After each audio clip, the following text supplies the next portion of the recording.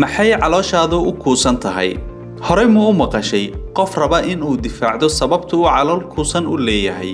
soo dhawow inta aynan u guda galin mowduuca aynu ka hadlayno fadlan subscribe sar channelkeena dunida maanta wad mahadsantahay horey ma u maqashay qof raba in uu difaacdo sababta uu calool kuusan u leeyahay isagoo oo dhahaya waa loo baahan yahay calool yar oo dhaxda lagu dhuuqsado ama calooshu waa astaanta xaajiga ama maalqabeenka si uu kaaga dhaadhiciyo in ay wax fiican tahay haddii hadallada noocaas ah aadan horey u maqlin xataa waa qasab haddii aadan adigu lahayn calool kuusan in aad aragtay ama aad taqaan dad calool kuusan ama calool weyn leh haddaba maxaa sabab u ah in qofku uu xayir badan ku yeesho calooshiisa su'aasha jawaabtaasi aan ku eegno qaab cilmiyeed sababta ugu weyn uguna caansan ee caloosha keenta waa cayil si aan si fiican ugu fahanno sida uu jirkeenu ku kaydiyo xayrta aan milicsano duruusta biology-ga nooca cuntada jirkeena siisa tamarta xubnaheennuna ay ku dhaqdhaqaaqaan waxaa loo yaqaanaa carbohydrates cuntooyinka laga helo waxaa ka mid ah baastada bariiska rootiga baradhada galleyda iyo wixii la mid ah sokorta laga helo miraha waa nooc ka mid ah carbohydrateska jirkeena markii uu burburiyay carbohydrates wuxuu u sii bedelaa sokor fudud oo hadhow ku dhex milmi karta dhiigga si markaas ay xubnaheenu u helaan tamar ay shaqo ku qaban karaan haddii aad cunto carbohydrates ka badan inta uu jirkaagu u baahan yahay waxaa dhacaysa in jirkaagu uu kaydiyo oo uu u bedelo dufan si marka dambe loo adeegsado loona isticmaalo haddii cuntada aad cunaysa ay badan tahay dhaqdhaqaaqa aad samaynaysana uu yar yahay jirkaagu wuxuu bilaabayaa in dheefta cuntada dufan ahaan uu u kaydiyo waana sababta hadhow aad u caylayso cilmigu waxa uu tilmaamayaa mar walba oo ay da'deennu korodho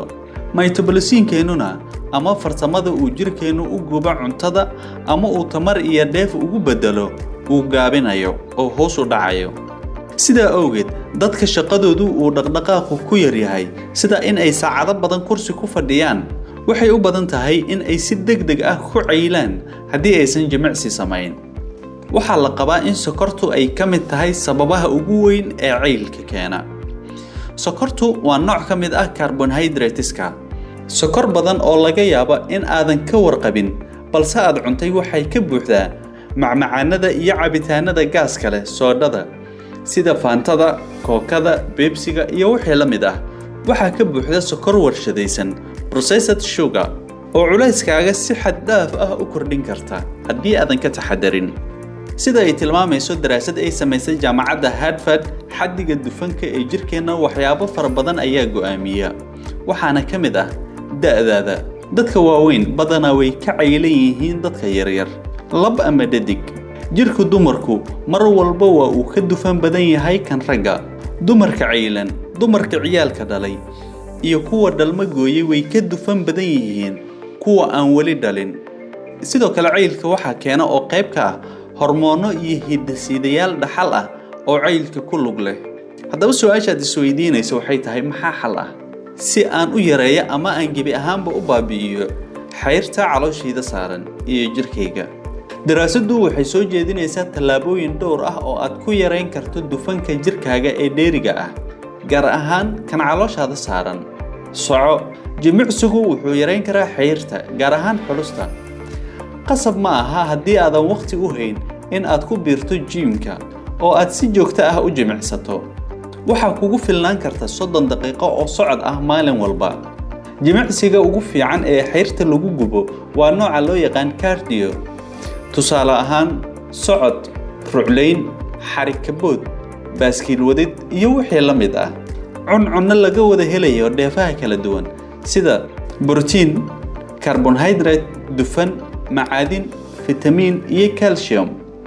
daraasad jaamacadda Alabama ay samaysay waxaa lagu ogaaday in dumarka quuta calcium badan ay ku yar tahay xayrta caloosha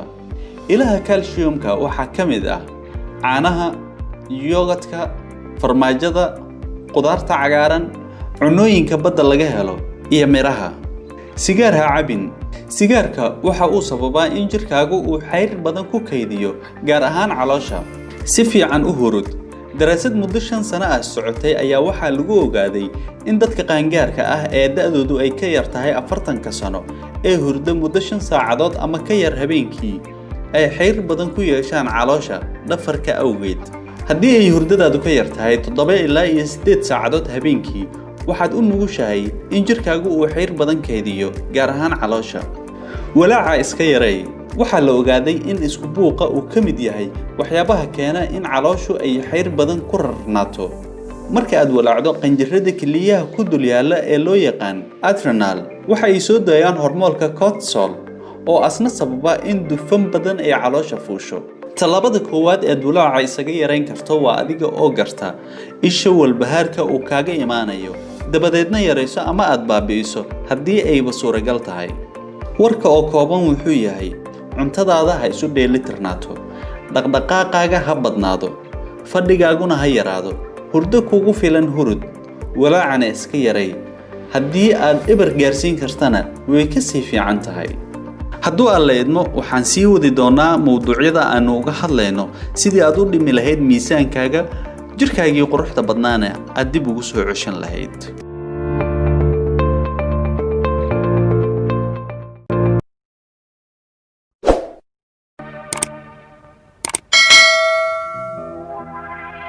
waad ku mahadsan tahay daawashada iyo dhageysiga mowduucan. fadlan saaxiibada la sii wadaag.